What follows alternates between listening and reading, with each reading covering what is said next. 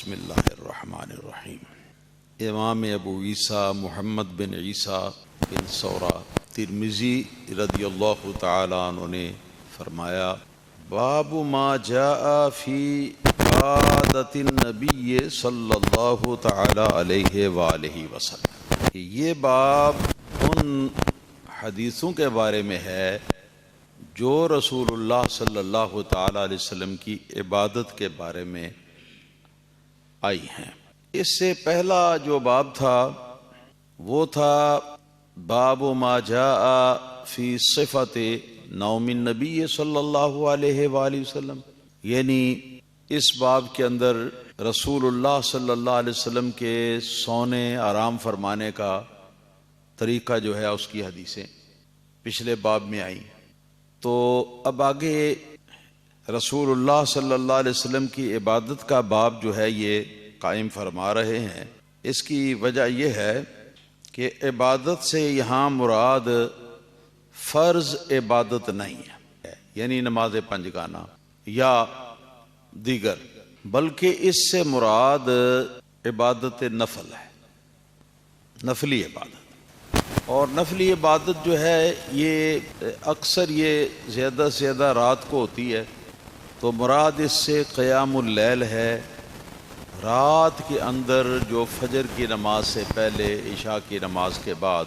حضور نبی اکرم صلی اللہ علیہ وسلم نماز پڑھتے تھے، وہ نماز یہاں مراد ہے۔ سونے کے سلسلے میں جو باب پہلے آیا، اس کے بعد پھر یہ رسول اللہ صلی اللہ علیہ وسلم کی شب بیداری اور قیام اللیل کا ذکر جو آ گیا ہے یہ اس باب میں، تو ان کے درمیان مناسبت جو ہے وہ خود بخود ظاہر ہے کہ جب سونے کی بات ہوئی تو رسول اللہ صلی اللہ علیہ وسلم سونے کے بعد اٹھ کر تو آپ قیام اللیل فرمایا کرتے تھے، یعنی شب بیداری فرمایا کرتے تھے۔ تو اس کی کیفیت کا یہاں پر جو ہے یہ بیان ہوگا۔ یہ تو تھی وجہ اس باب کی، آپ کے سونے کے باب کے معن بعد۔ اس باب کے اندر 24 حدیثیں ہیں، اور دراصل یہ ٹاپک جو ہے یہ بڑا وسیع ہے، یہاں تک کہ محدثین کرام نے 400 500 صفحات کی کتابیں صرف نبی کریم صلی اللہ علیہ وسلم کی شب بیداری کے موضوع پر لکھی ہیں، جن میں صرف انہوں نے حدیثیں جمع کی۔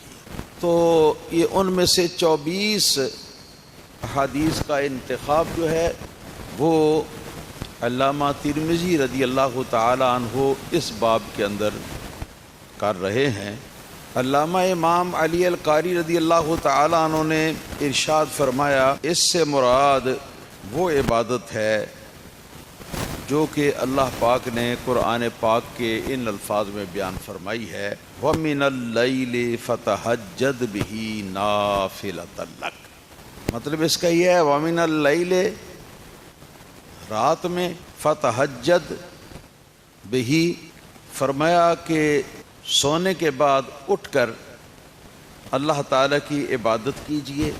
نَافِلَةً لَكَ، حضور یہ آپ کے لیے ایک اور نماز جو ہے یہ ہو گئی۔ یہ شب بیداری جو ہے یہ تہجد کی نماز اس سے مراد ہے، اور تہجد جو ہے یہ ساری امت کے لیے یہ ایک نفلی عبادت ہے، مگر صحیح یہ ہے کہ رسول اللہ صلی اللہ تعالی علیہ وآلہ وسلم پر تہجد کی نماز فرض تھی، سرکار پر تہجد کی نماز فرض تھی۔ یعنی یہ کہ بہت ساری باتیں ایسی ہیں کہ جو رسول اللہ صلی اللہ تعالی علیہ وسلم کے لیے بطور خصوصیت اللہ پاک نے حضور پر جو ہے نا وہ لاگو رکھی ہیں، یا حضور کی ذات اقدس کے اندر بہت ساری چیزیں اللہ پاک نے ایسی رکھی ہیں کہ جو صرف نبی پاک صلی اللہ علیہ وسلم کی خصوصیت ہے، سرکار دو عالم صلی اللہ علیہ وسلم کے سوا اور کسی کے لیے وہ خصوصیت نہیں ہے، بلکہ عموم بھی نہیں ہے۔ تو مطلب یہ ہوا کہ وَمِنَ اللَّيْلِ فَتَہَجَّدْ بِهِ نَافِلَةً لَكَ، اس آیت کریمہ کی روشنی میں سرکار دو عالم صلی اللہ تعالی علیہ وسلم پر تہجد کی نماز جو ہے وہ فرض ہے اور اس کا علم اس کے ذریعے سے ہو رہا ہے۔ تو سرکار اپنا فرض ادا فرماتے تھے، ہمارے لیے یہ سنت ہے، ہمارے لیے یہ نفلی عبادت ہے۔ ہم اگر نہ کریں گے تو ہم گناہ گار نہیں ہوں گے، بلکہ اگر کریں گے تو اس کا ثواب جو ہے اور اس کا فائدہ ہم ضرور پائیں گے۔ اللہ پاک نے اس کے ساتھ ساتھ دوسرا حکم یہ بھی ارشاد فرمایا، وَاعْبُدْ رَبَّكَ حَتَّى يَأْتِيَكَ الْيَقِينُ۔ یہاں اللہ پاک نے سرکار دو عالم صلی اللہ تعالی علیہ وسلم کو حکم فرمایا ہے، اور حضور کی اتباع میں سرکار کی امت کے لیے بھی ہے، لیکن اس کی اول تاکید سرکار دو عالم صلی اللہ علیہ وسلم کے لیے ہے۔ فرمایا وَاعْبُدْ رَبَّكَ، اور اے حبیب صلی اللہ تعالی علیہ وسلم آپ اپنے رب کی عبادت کرتے رہیے، حتیٰ یأتیک الیقین، یہاں تک کہ آپ کے پاس یقینی بات جو ہے وہ آ جائے۔ اولین اور آخرین مفسرین کرام کا اس بات پر اجماع اور اتفاق ہے کہ اس آیت کے در یقین کے لفظ سے مراد موت ہے۔ تو اب معنی یہ ہوا کہ وَاعْبُدْ رَبَّكَ حَتَّى يَأْتِيَكَ الْيَقِينُ، اپنے رب کی عبادت کرتے رہیے، اپنے رب کی عبادت جاری رکھیے، اور کب تک یہ جاری رکھنی ہے؟ حَتَّى يَأْتِيَكَ الْيَقِينُ، موت کے آنے تک۔ اسی طرح سرکار دو عالم صلی اللہ تعالی علیہ وسلم کی ایک حدیث پاک بھی ہے۔ سرکار دو عالم صلی اللہ علیہ وسلم سے اپنی سند کے ساتھ امام محی السنہ البغوی اور امام ابو نعیم روایت فرماتے ہیں کہ رسول اللہ صلی اللہ علیہ وسلم نے ارشاد فرمایا، ما اوحی الی ان اجمع المال وَأَكُونَ مِنَ التَّاجِرِينَ۔ سرکار علیہ الصلوۃ والسلام نے اس حدیث پاک کے اندر فرمایا ہے کہ میرے پاس جو اللہ پاک نے وحی اور نبوت بھیجی ہے، تو اس کا مقصد یہ نہیں ہے میں دنیا کا مال اکٹھا کروں اور میں تجارت کرنے والا کہلاؤں، بلکہ سرکار فرماتی ہیں وَلَٰكِنْ أُوحِيَ إِلَيَّ،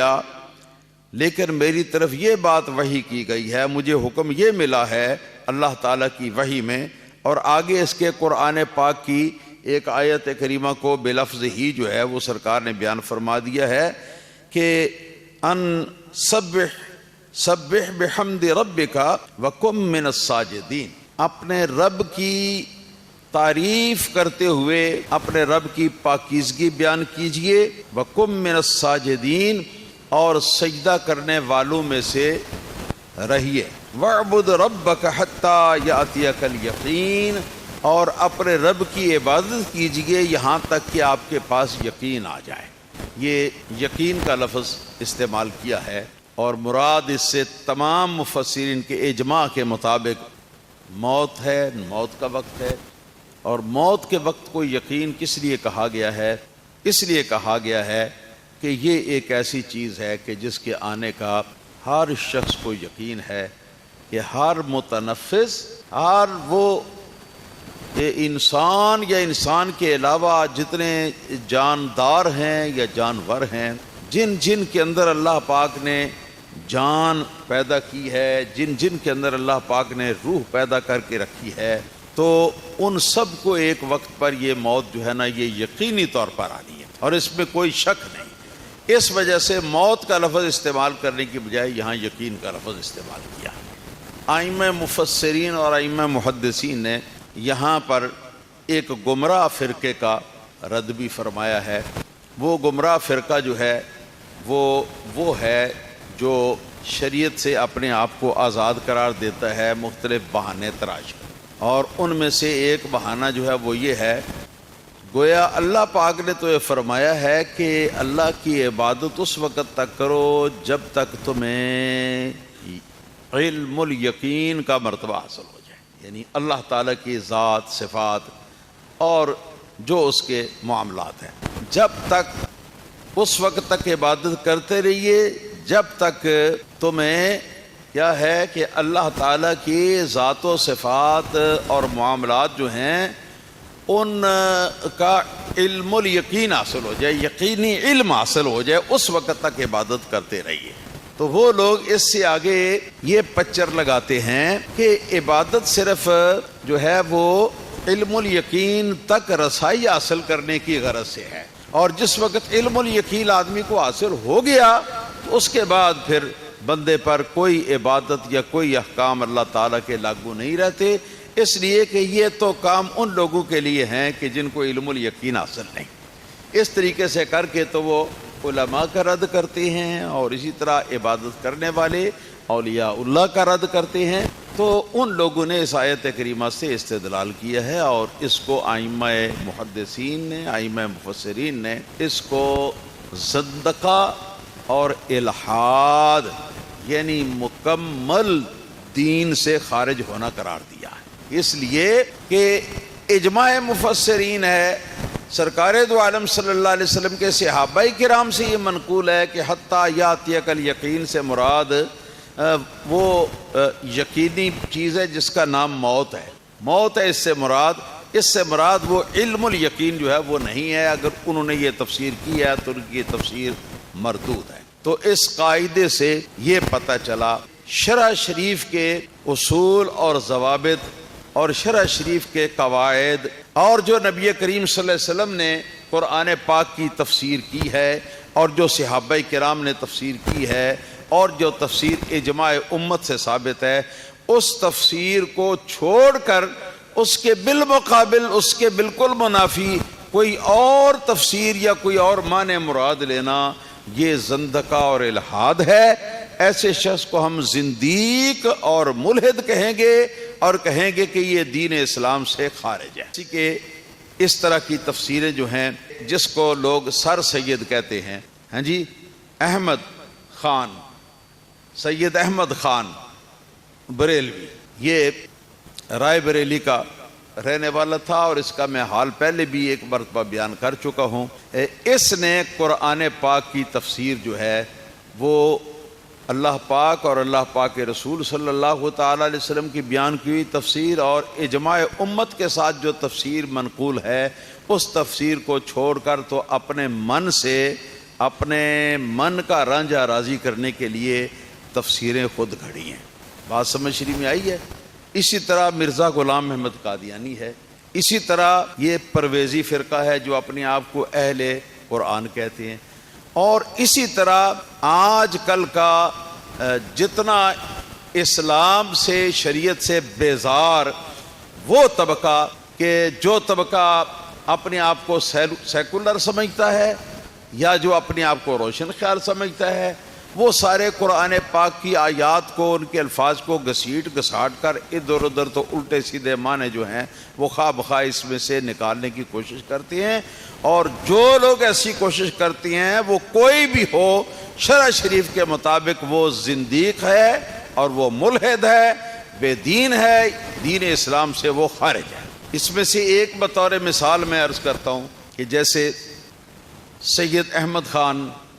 بریلوی نے ایک تفسیر کی حضرت سیدنا سلیمان علیہ السلام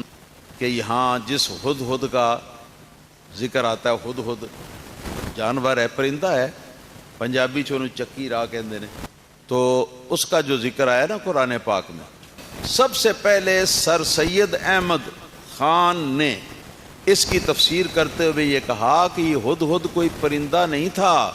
یہ ہدہد کوئی جانور نہیں تھا، بلکہ یہ ہدہد حضرت سلیمان علیہ السلام کا ایک صحابی انسان تھا۔ نعوذ باللہ ثم نعوذ باللہ ثم نعوذ۔ جو اس کی تشریح اللہ تعالیٰ کے رسول صلی اللہ علیہ وسلم نے فرمائی، جو اس آیت کا معنی، ہدہد کا معنی جو ہے وہ ائمہ لغت عربی نے بیان فرمایا، جو اس کا معنی صحابہ کرام نے بیان فرمایا، جو اس کا معنی ائمہ تابعین نے بیان فرمایا، اور جو اس کا معنی تمام مفسرین نے اجماع اور اتفاق کے ساتھ بیان کیا، اس کو چھوڑ کر تو ایک معنی جو ہے یہ سید احمد بریلوی نے، جس کو آج کل بڑے خطاب دیے جاتے ہیں، سر سید احمد خان جی، تو اس نے یہ اس طرح کے معنی جو ہیں وہ گھڑے۔ اس کی بھی ایک تفسیر ہے، اس کو تفسیر احمدی کہا جاتا ہے، تو اس کے اندر اسی طرح کے ڈکوسلے جو ہیں وہ لکھے ہوئے موجود ہیں. تو اللہ تعالیٰ کی پناہ اس قسم کے لوگوں سے. لیجئے جناب، اس حکم کا خلاصہ مقصود یہ ہوا، عبادت کسی بھی مرحلے پر آدمی سے ساقط نہیں ہوتی. کوئی آدمی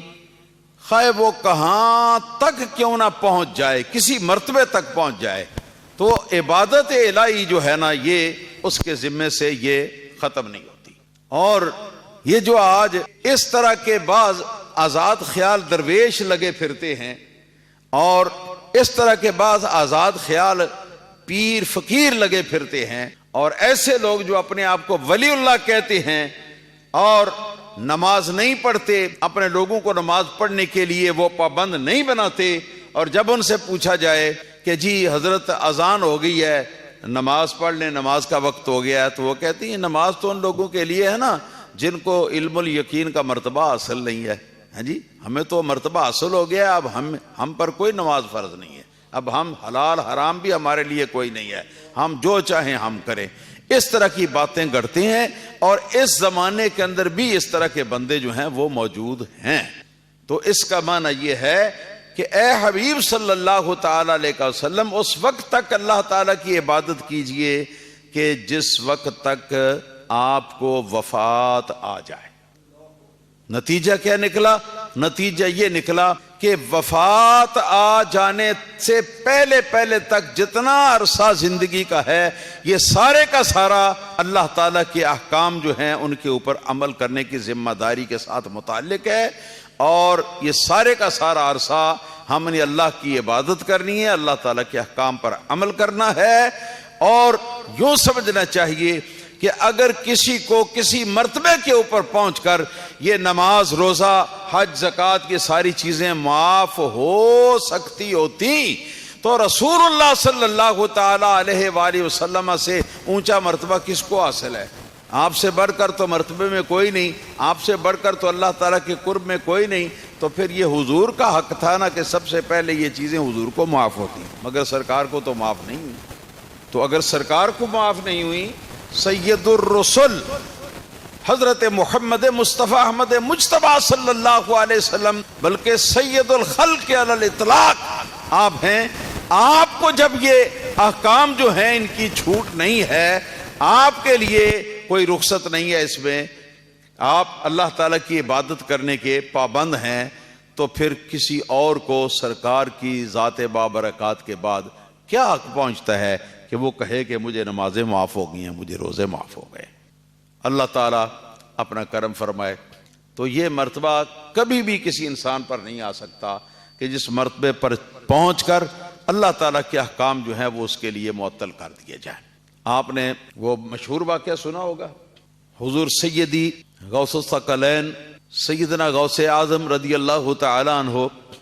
فرماتے ہیں اس عرصے میں کہ جس عرصے میں میں جنگلوں میں نکل گیا تھا اپنی تعلیم مکمل کرنے کے لیے، اپنی روحانی ریاضتیں جو ہیں ان کی تکمیل کے لیے نکل گیا تھا، اس عرصے میں ایک رات میں اچانک یہ عبادت کے اندر مشغولیت کے عالم دیکھتا ہوں کہ سامنے سے ہوا کے اندر ایک تخت ہے اور نور ہی نور ہے اس تخت کے اوپر. تو وہ تخت جو ہے وہ فضا میں اڑتا ہوا میرے سامنے آ کے تو رک گیا. اور جب رکا تو اس سے ایک بوڑھی عمر کا شخص جو بظاہر معلوم ہوتا تھا کہ بڑا کوئی بزرگ ہے، بڑا کوئی خدا رسیدہ ہے یا کیا ہے، تو وہ آپ تو مصروف تھے اپنے عبادت کے کام میں، لہذا توجہ پوری نہیں ہوئی. تو وہ شخص اس سے اترا اور میرے پاس آ کے کھڑا ہوا. فرماتی ہیں کہ مجھ سے اس نے یہ کہا کہ اے عبد القادر، میں تیرا خدا ہوں اور تو نے میری اتنی عبادت کی ہے، اتنی عبادت کی ہے، اتنی بندگی کر لی ہے کہ اب اس کے بعد میں تجھ پر ہمیشہ کے لیے راضی ہو چکا ہوں، اور آج کے بعد جتنے بھی فرائض ہیں اور احکام ہیں اسلام کے وہ سارے کے سارے میں تم کو معاف کرتا ہوں، اور جو چیزیں تمہارے لیے ممنوع تھیں وہ ساری کی ساری چیزیں جو ہیں تمہارے لیے میں حلال کرتا ہوں۔ یہ الفاظ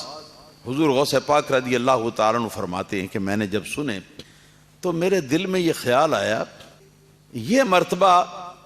کہ جب احکام الہی کسی کے حق میں معطل کر دیے جائیں، اگر ملنا ہوتا تو جو سب سے بڑا قرب کا مرتبہ پانے والے ہیں اللہ کے نزدیک وہ تو حضرت محمد مصطفیٰ صلی اللہ علیہ وسلم ہے، تو یہ تو ان کو ملتا، تو ان کو بھی نہیں ملا یہ مرتبہ، تو میں کون ہوں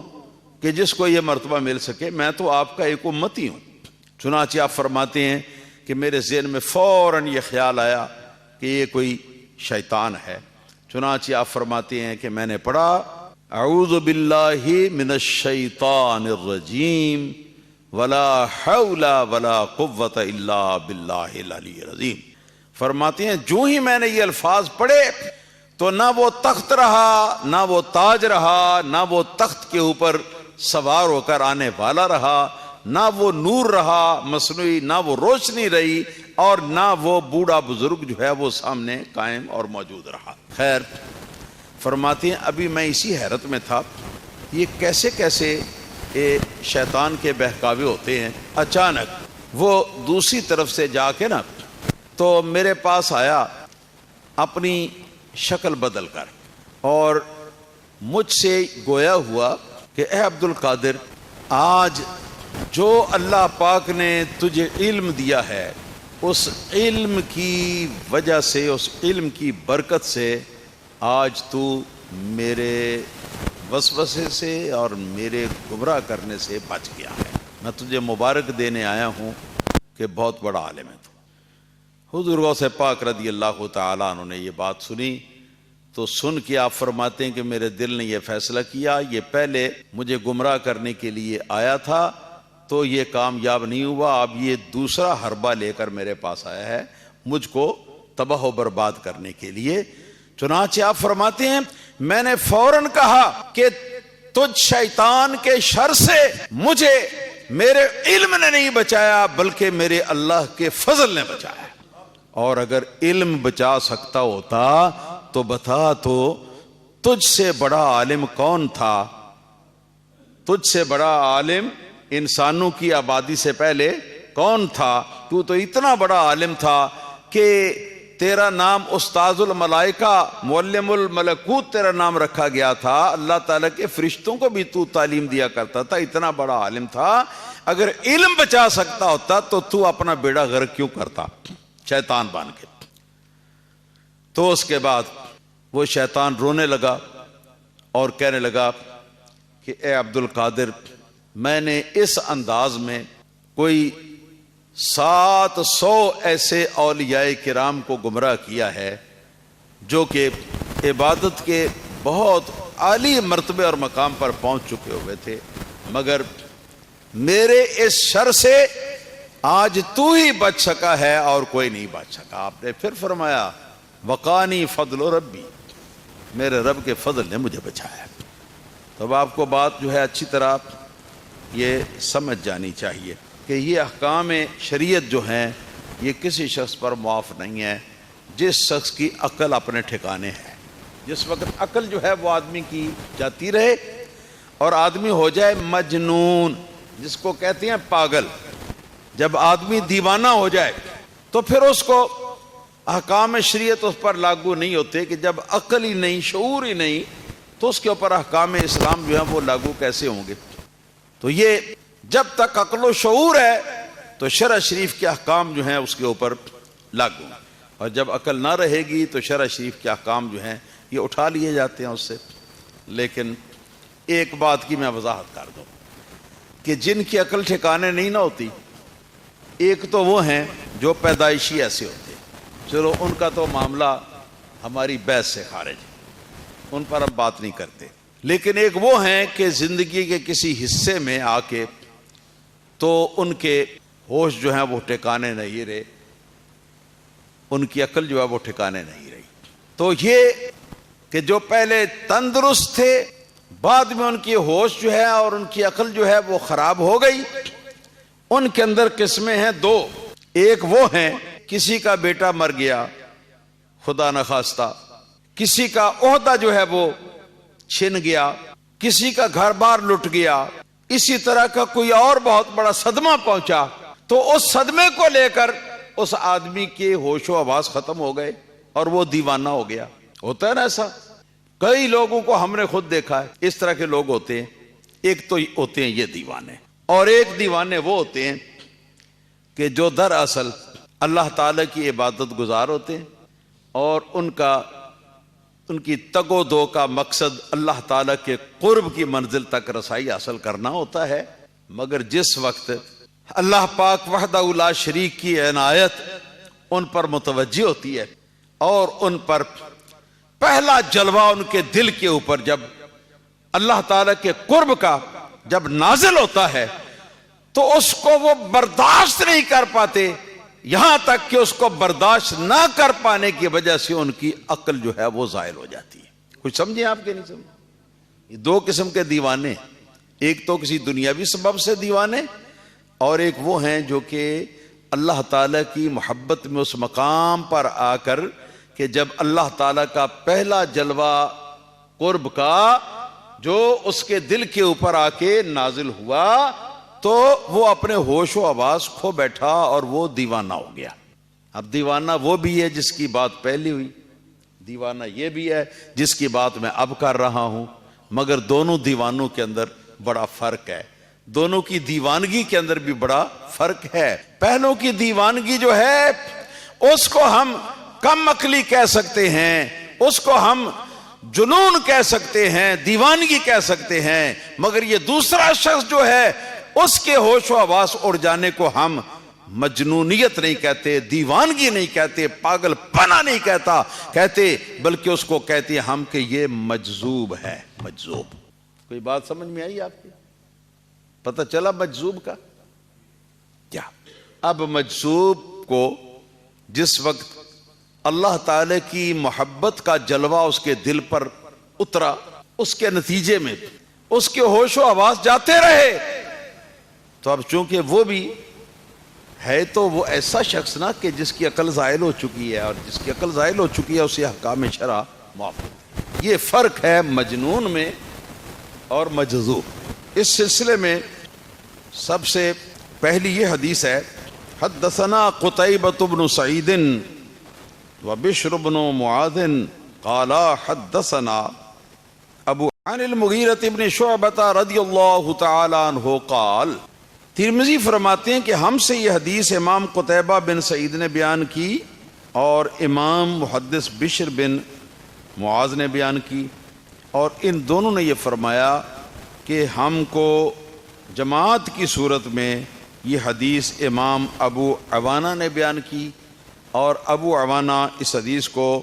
محدث زیاد بن علاقہ سے روایت کرتے تھے، اور وہ اس حدیث کو مشہور صحابی رسول حضرت سیدنا مغیرہ بن شعبہ رضی اللہ تعالی عنہ سے روایت کرتے تھے کہ انہوں نے فرمایا صلی رسول اللہ صلی اللہ تعالی علیہ وآلہ وسلم حتی انتفخت قدماہ فقیل له اتتکلف هذا وقد غفر اللہ تعالی لك ما تقدم من ذنبك وما تأخر قال افلا اکون عبدا شکورا۔ حضرت مغیرہ بن شعبہ فرماتے ہیں کہ رسول اللہ صلی اللہ تعالی علیہ وآلہ وسلم آپ نے شب بیداری میں، قیام اللیل میں، رات کے وقت میں، تہجد میں حضور نے اتنے لمبے قیام کیے، اتنی لمبی اپنی رکعتوں میں قرات کی، یہاں تک کہ بڑی دیر تک کھڑے رہنے کی وجہ سے نبی اکرم صلی اللہ علیہ وسلم کے پاؤں مبارک جو ہیں وہ سوج گئے، آپ کی پنڈلیاں مبارک جو ہیں وہ سوج گئیں۔ تو اس کیفیت کو، اس حالت کو جس وقت صحابہ کرام نے دیکھا کہ عبادت الہی وہ بھی نفلی عبادت جو ہے